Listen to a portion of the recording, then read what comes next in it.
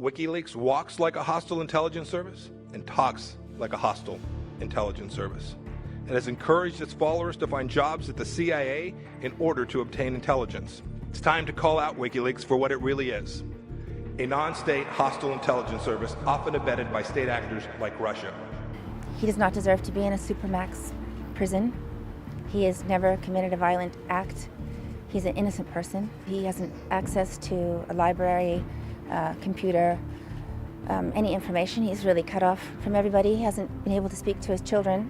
Free Julian Assange.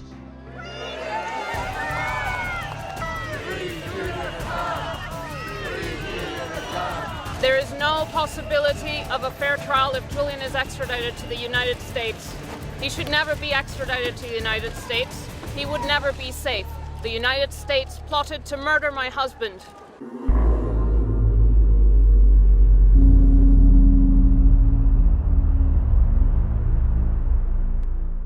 In October 2010, WikiLeaks, a media organization and publisher of leaked documents, released the Iraq War Logs, a collection of 391,832 United States Army field reports from the Iraq War spanning from 2004 to 2009.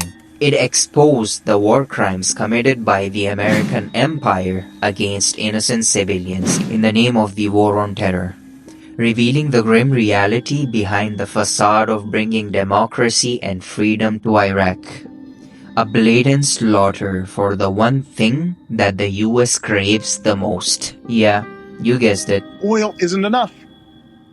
This country needs an all-out, all-of-the-above strategy. Our nation must produce more oil, and we must start now. Will increase oil production. It's good news for our economy and for the American consumer. Well, we should have kept the oil when we got out. And there's no question that Iraq's increased production has helped stabilize oil markets at this pivotal moment. Let's face reality. We're still going to need oil and gas for a while.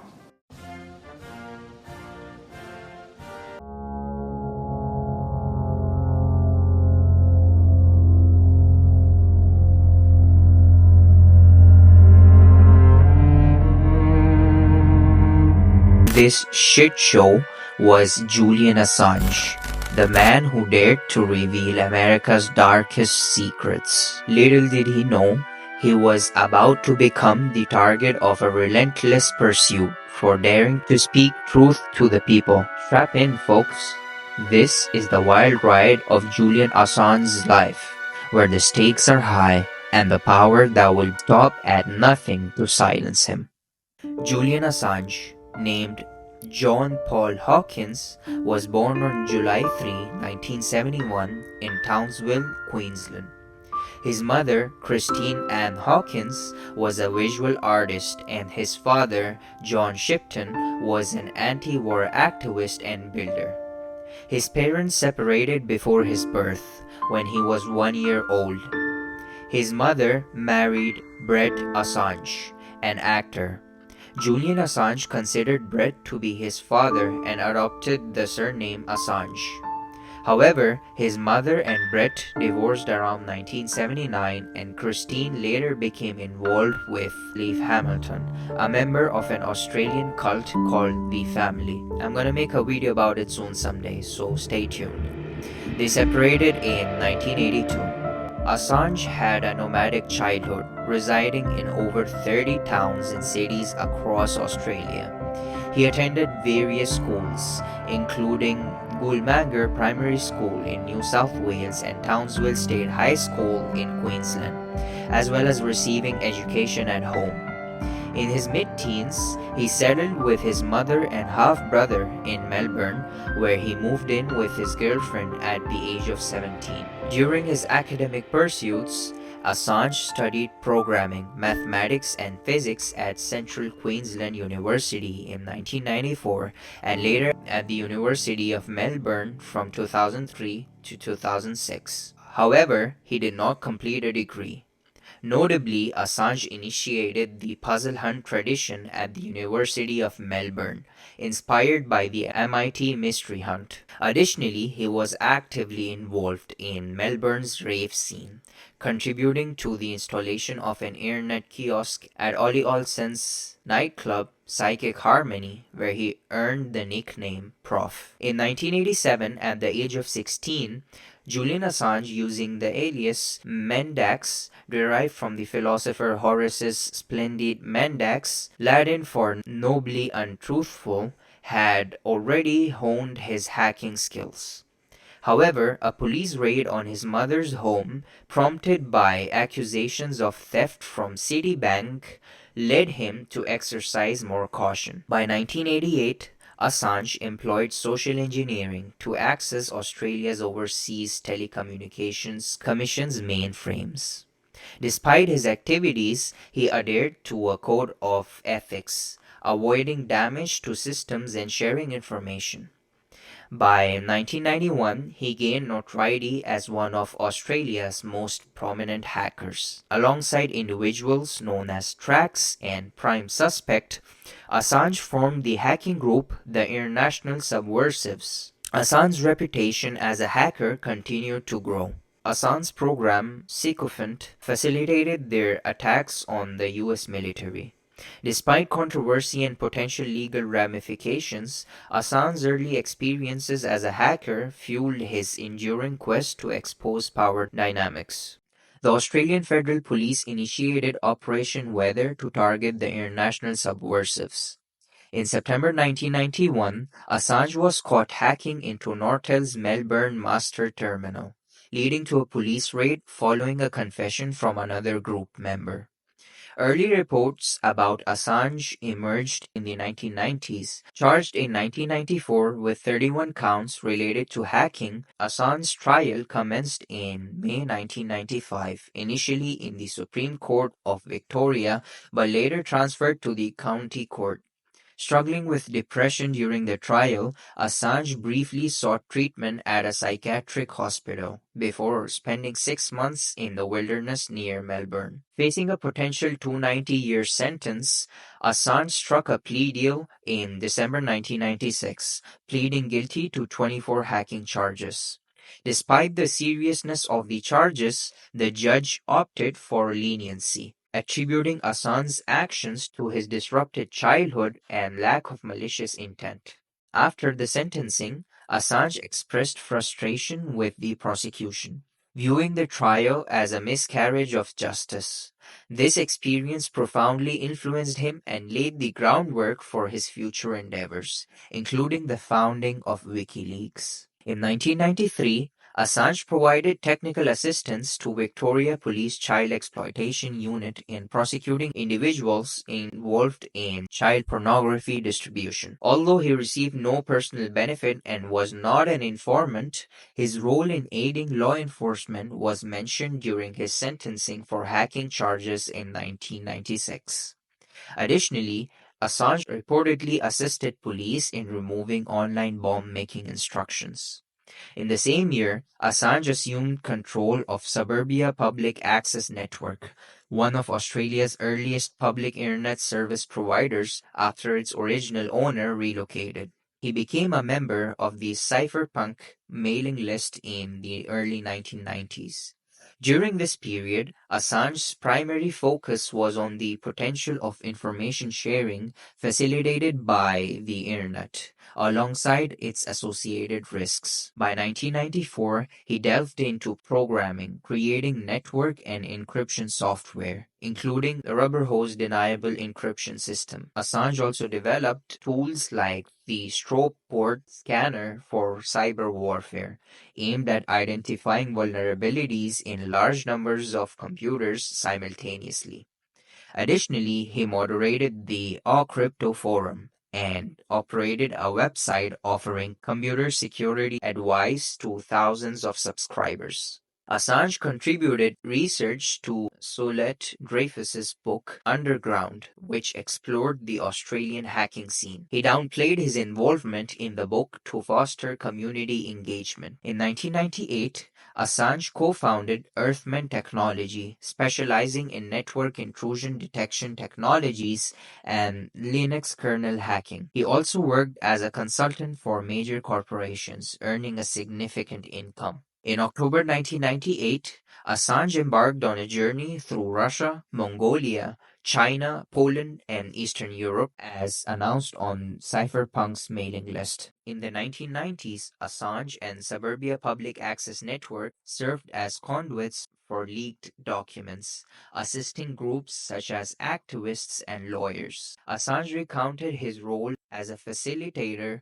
for leaked documents during local corruption battles to Solet Dreyfus. Additionally, while awaiting trial and pursuing custody of his son, Assange and his mother established the activist organization Parent Inquiry into Child Protection. Described later as a precursor to WikiLeaks, the group utilized the Australian Freedom of Information Act and clandestinely recorded meetings to gather information. They also distributed flyers to encourage insiders to anonymously disclose information, with Assange mentioning the presence of internal informants. In November 1996, Assange hinted at a leaks project in an email sent to lists he managed, although he claimed to have registered the domain leaks.org in 1999.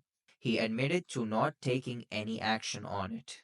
Assange also drew attention to a patent granted to the National Security Agency in August 1999 for voice data harvesting technology, saying this patent should worry people. Everyone's overseas phone calls are or may soon be tapped, transcribed, and archived in the bowels of an unaccountable foreign spy agency. In 2006, Assange co-founded WikiLeaks alongside a group of dissidents, mathematicians, and activists, assuming a role on its advisory board. From 2007 to 2010, he embarked on continuous travels worldwide for WikiLeaks-related activities spanning Africa, Asia, Europe, and North America. In December 2006, coinciding with WikiLeaks' inaugural leak, Assange penned a 5-page essay outlining the organization's strategy, leveraging leaks to compel organizations to curb abuse and dishonesty or face a secrecy tax for maintaining secrecy at the expense of efficiency. Assange garnered significant support at the Chaos Computer Club conference in Berlin in December 2007, including individuals like Daniel Domscheit-Berg and Jacob Appelbaum, along with the Swedish hosting company PRQ. During this period, Assange served as WikiLeaks editor-in-chief and was one of its 4 permanent staff members. The organization, bolstered by a large volunteer network and external expertise, published internet censorship lists, leaks, and classified media sourced anonymously. These publications encompassed a range of revelations, including drone strikes in Yemen, corruption in the Arab world, extrajudicial executions by the Kenyan police, the 2008 Tibetan unrest in China, and the Petrogate oil scandal in Peru. WikiLeaks quickly made a profound impact on political news across numerous countries and issues. Seeking to collaborate with the established media outlets, WikiLeaks cultivated positive relations with segments of the German and British press. Notably, collaboration with Sunday Times journalist John Swain on a report regarding political killings in Kenya earned Assange the 2009 Amnesty International New Media Award. Following the report's publication, Assange claimed that armed individuals attempted to attack the compound where he was staying in Kenya, but were deterred by a guard's warning. The Kenya leak subsequently influenced corruption becoming a central issue in the subsequent election, albeit amid violence and moral dilemmas associated with reporting on corruption. WikiLeaks' international prominence surged in 2008 when Bank Julius Baer's attempt to prevent the publication of its bank records backfired, drawing global attention due to the the Streisand effect. By 2009, WikiLeaks had achieved Assange's objective of exposing powerful entities and publishing material beyond state control, garnering media backing for its advocacy of freedom of speech. However, Assange's vision of crowdsourcing analysis of leaked documents did not materialize as expected, with only a few leaks attracting mainstream media attention. In July 2009, Assange released the full report of a commission of inquiry into corruption in the Turks and Caicos Islands, which had been subject to an injunction preventing its publication. WikiLeaks obtained and restored the report, revealing significant corruption involving foreign property developers and senior politicians in the islands, including former Premier Michael Misick. In April 2010, WikiLeaks made headlines by releasing the video footage from the 12th of July 2007 Baghdad airstrike, known as the Collateral Murder Video. See all those people standing down there?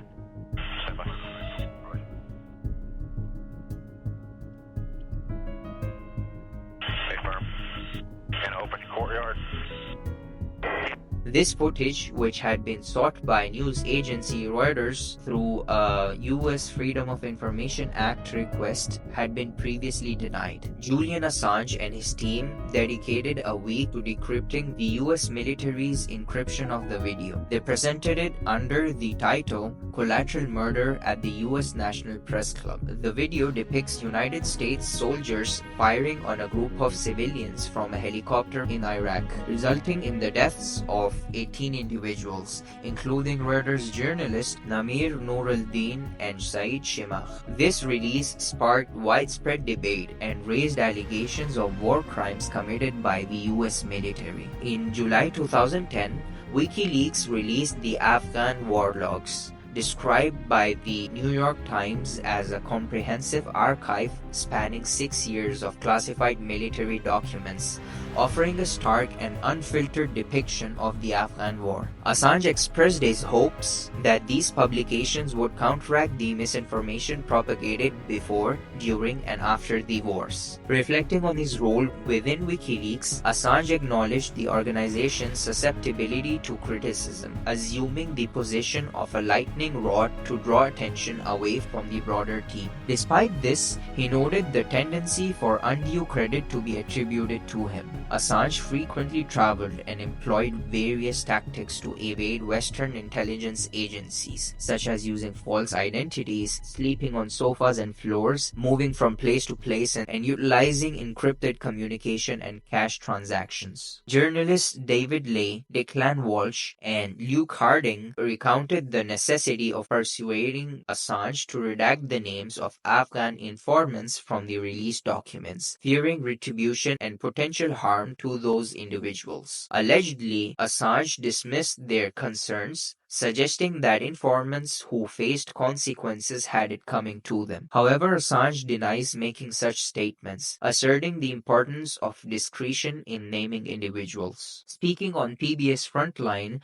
Assange emphasized the necessity of naming names but underscored the need for discretion in certain instances, suggesting that not every name needed to be disclosed. In November 2010, WikiLeaks made headlines once again with the publication of 250,000 US diplomatic cables, famously known as the Cablegate files. Initially collaborating with established Western media outlets, WikiLeaks later partnered with smaller regional media organizations while also directly releasing the cables on its platform. Assange asserted the ownership of the information and expressed a financial interest in its dissemination. These leaked cables exposed United States espionage efforts against the United Nations and other global leaders, revealed tensions between the US and its allies, and unveiled instances of corruption across various countries as documented by US diplomats. The revelations from the cables played a role in igniting the Arab Spring movement. In March 2010, a WikiLeaks member believed to be Julian Assange, using the handle Ox, communicated with Chelsea Manning via text chat while she was submitting leaks. The US referenced these chat logs in the 2018 indictment of Assange, claiming to have identified him based on hints in the chats and Manning's identification of him to Adrian Lamo. During these exchanges, Manning inquired about decrypting passwords, to which Assange indicated proficiency and shared information about techniques used by WikiLeaks. This led the FBI to allege an illegal agreement to crack a password. Additionally, when Manning expressed a lack of further submissions, Assange encouraged her to continue seeking and sharing information. In Manning's court material, she mentioned obtaining detainee assessment briefs for Guantanamo Bay after discussions with a WikiLeaks member via secure online chat. Assange didn't consider them politically significant. He believed they added to the historical narrative of Guantanamo. Manning then decided to download the data based on their conversation. According to Andrew O'Hagan, during the 2011 Egyptian Revolution, when Hosni Mubarak attempted to shut down the mobile phone networks, Assange and his colleagues at WikiLeaks reportedly hacked into Nortel and engaged in a struggle against Mubarak's official hackers to reverse the process. In the subsequent years, WikiLeaks continued its publishing efforts, releasing leaks such as the Guantanamo Bay files, the Syria files, the Kissinger cables, and the Saudi cables. By July 2015, Assange claimed that WikiLeaks had disseminated over 10 million documents along with associated analysis, characterizing it as a vast repository of the world's most persecuted documents. Beginning in 2010, Julian Assange became embroiled in legal proceedings in the United Kingdom regarding his extradition to Sweden for a preliminary investigation into allegations of sexual offenses made in August 2010 while he was visiting Sweden. Assange departed Sweden for the UK on September 27, 2010 and was arrested in absentia on the same day. The accusations against him included suspicion of rape of a lesser degree, unlawful coercion, and multiple instances of sexual molestation. On December 7, 2010, Assange voluntarily presented himself to officers from the Metropolitan Police Extradition Unit at Scotland Yard and was subsequently remanded to London's Wandsworth Prison. Upon release on bail, Assange proclaimed his innocence and expressed his intent to continue his work. He told the BBC, "This has been a very successful smear campaign and a very wrong one." Following the release of classified materials by WikiLeaks, US authorities initiated investigations into Assange and WikiLeaks under the Espionage Act of 1917. U.S. Attorney General Eric Holder confirmed in November 2010 that there was an active criminal investigation into WikiLeaks. Subsequent legal documents revealed that WikiLeaks was under scrutiny by a federal grand jury in Alexandria, Virginia, and the U.S. administration urged allied nations to launch criminal investigations into Assange. Although the FBI initially informed Assange's lawyer in 2010 that he was not the subject of an investigation, the NSA contacted the FBI. The NSA included Assange in its manhunting timeline, tracking efforts to capture or eliminate alleged terrorists and individuals. In August 2011, WikiLeaks volunteer Sigurdur Thordarson contacted the FBI and provided them with hard drives containing copied data from Assange and key WikiLeaks members. Under the Obama administration, the Department of Justice refrained from indicting Assange due to a lack of evidence distinguishing his actions from those of a journalist. However, during the Trump administration, there was an escalation in efforts to pursue Assange, with CIA Director Mike Pompeo and Attorney General Jeff Sessions intensifying their pursuit. By April 2017, U.S. officials were reportedly preparing formal charges against Assange. In December 2010, Guatemalan human rights lawyer Renata Avila advised Assange to plan to escape and repay the bail money to his supporters. On June 19, 2012, Ecuadorian Foreign Minister Ricardo Patino disclosed disclosed that Assange had sought political asylum from Ecuador, which was under consideration by the Ecuadorian government, and confirmed Assange's presence at the Ecuadorian embassy in London. A designated office within the embassy was transformed into a studio apartment, furnished with essentials including a bed, telephone, sun lamp, computer, shower, treadmill, and kitchenette. At Assange's request, the embassy staff removed the toilet from the women's bathroom to enable him to use the room for relaxation. Assange and his supporters contended that the Swedish allegations were a means to discredit him and a pretext for his extradition to the United States, rather than a genuine concern about legal proceedings in Sweden. He breached his bail conditions by seeking refuge in the embassy, leading to the forfeiture of bail money and sureties pledged by his supporters. The UK government convened to Patino that British law permitted police to enter the embassy premises to arrest Assange. Patino regarded this as an implied threat and a violation of the Vienna Convention. Metropolitan police officers were stationed outside the embassy from June 2012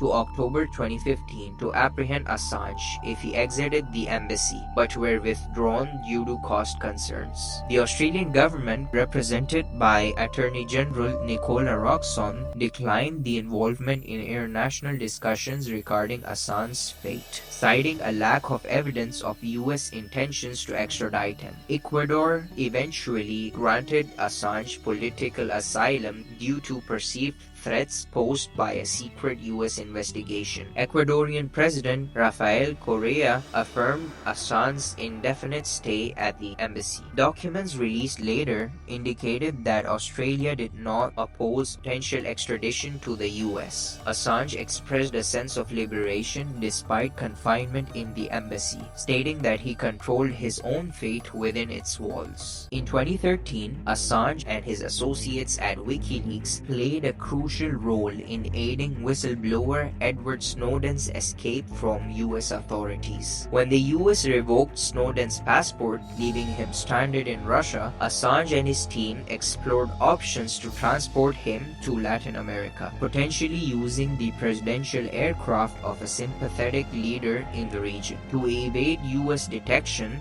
they discussed the possibility of using the jet belonging to Bolivian President Evo Morales instead of the actual aircraft they intended to use. In July 2013, Morales' plane was forced to land in Austria after the US exerted pressure on Italy, France, and Spain to deny airspace access over false rumors that Snowden was on board. Assange denounced this incident, highlighting it as evidence of the close relationship between Western Europe and the United States, where a mere phone call from the US intelligence could influence airspace policies of sovereign nations. Assange advised Snowden that seeking asylum in Russia would provide him with the greatest safety, given Russia's ability to protect its borders compared to other potential destinations such as Venezuela, Brazil, or Ecuador. However, in 2015, the Bolivian ambassador to Russia accused Assange of jeopardizing Morales' life with his actions. Assange expressed regret over the situation, but emphasized the unpredictability of other countries engaging in such extreme measures. Documents leaked by Edward Snowden revealed that the New Zealand government was actively involved in setting up a clandestine mass surveillance initiative dubbed Operation Spear Gun during the years 2012 and 13. In September 15, 2014, Assange participated remotely via video link in a town hall meeting organized by Kim.com in Auckland, New Zealand during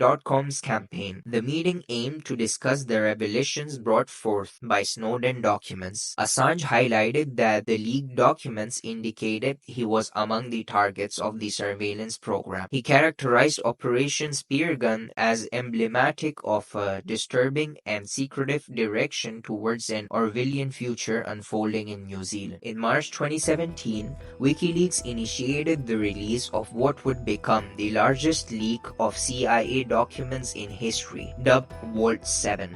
These documents contained intricate insights into the CIA's arsenal of hacking capabilities and software tools designed for infiltrating various digital devices, including smartphones, computers, and other internet-connected gadgets. Following this disclosure, CIA Director Mike Pompeo labeled WikiLeaks as a non-state hostile intelligence service, often aided by state actors like Russia, while on the other hand the US labels the same thing done by China as undemocratic. In the aftermath of the Vault 7 disclosures, reports surfaced suggesting that the CIA had contemplated extreme measures, including the abduction of Julian Assange from the Ecuadorian embassy in London, where he had sought asylum. Additionally, certain senior officials reportedly discussed the possibility of Assange's assassination. Subsequent to Julian Assange being granted asylum and seeking refuge in the Ecuadorian embassy in London, new CCTV cameras were installed for enhanced security. The Ecuadorian Security Service engaged UC Global, a surveillance firm, to bolster security measures at the embassy. However, without the knowledge of the Ecuadorian Security Service, personnel from UC Global covertly recorded detailed footage of Assange's daily activities,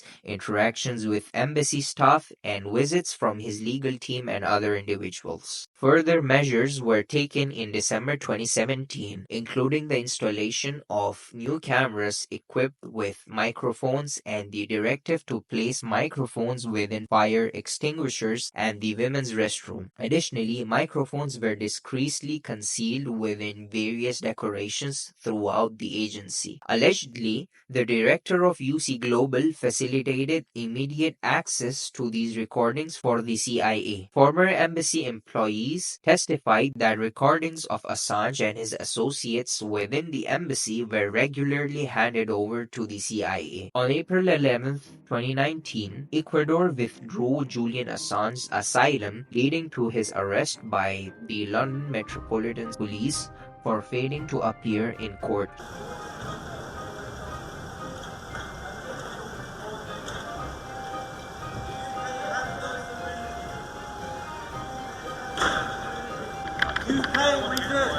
That was.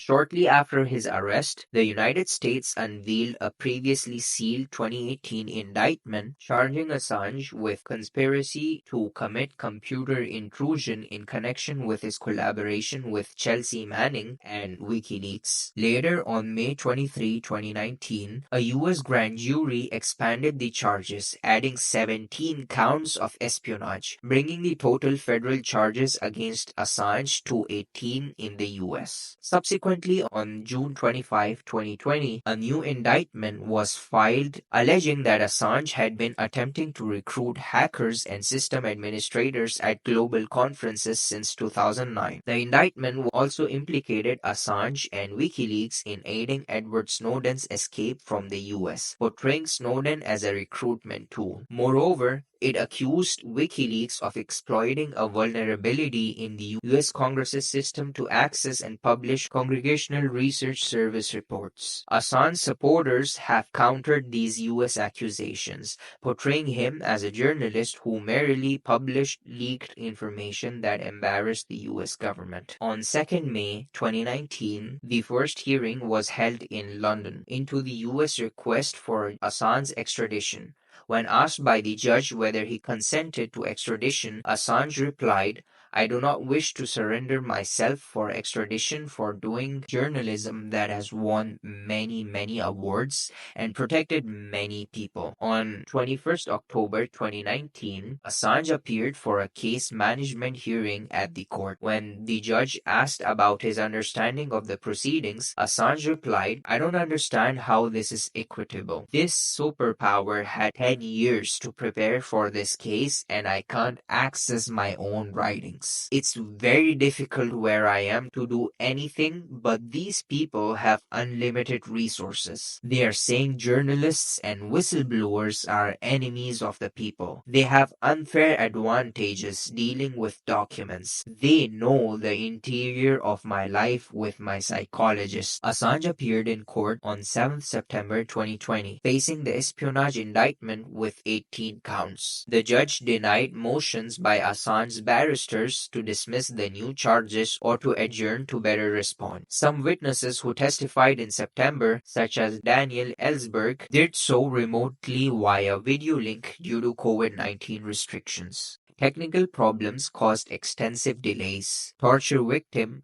Khalid al-Masri, who was originally requested as a defense witness, had his testimony reduced to a written statement. Other witnesses testified that the conditions of imprisonment, which would be likely to worsen upon extradition to the US, placed Assange at a higher risk of depression and suicide, which is expedited by his Asperger's syndrome. During the court proceedings, the defense drew attention to a prison service report stating that a hidden razor blade had been found by a prison officer during a search of Assange's cell. Testimony on the 30th September, new allegations surrounding the surveillance of the Ecuadorian embassy by UC Global. A former UC Global employee who spoke anonymously, fearing reprisals, stated that the firm undertook an increasingly sophisticated operation after it was put into contact with the Trump administration by Sheldon Adelson. According to the employee, intelligence agents discussed plans to break into the embassy to kidnap or poison Assange and attempted to obtain the DNA of a baby who was believed to be Assange's child. 4th January, the judge ruled that Assange could not be extradited to the United States, citing concerns about his mental health and risk of suicide in a U.S. prison. She aided with the U.S. on every other point, including whether the charges constituted political offenses and whether he was entitled to freedom of speech protections. In March 2024, a UK High Court has extended WikiLeaks founder Julian Assange's hope to avoid espionage charges in the United States, allowing Assange to further challenge his extradition from the UK to the US. As the story keeps unfolding in the future, we will keep our viewers updated. I have a question for you, my dear viewer. Which is the more serious criminal activity? Extrajudicial killings, routine torture of prisoners, and illegal renditions carried out by a state? Or exposing those actions by publishing illegally leaked details of how, where, when, and by they were committed? Previous track record of the US shows Assange's extradition may be a death sentence for him. A prime example of this is Daniel Ellsberg, who died last year and who faced the same as Assange in 1973 for exposing US activities in Vietnam, and who had given evidence for him in a previous hearing. To be fair, it is common knowledge that the US has killed a whole lot of civilians in a whole lot of countries over the years. Although the official narrative still maintains that all killing is ultimately done in the name of freedom of speech, democracy, and other noble goals. And the decision of one man to launch a wholly unjustified and brutal invasion of of Ukraine. Iraq. Anyway, 75. So why then the need for such over-the-top pretenses to secrecy? Indeed, the calculated physical and mental destruction of Assange is meant to deter other publishers and journalists from the crime of pursuing the truth. But of course, the US is the epitome of freedom and free speech, right?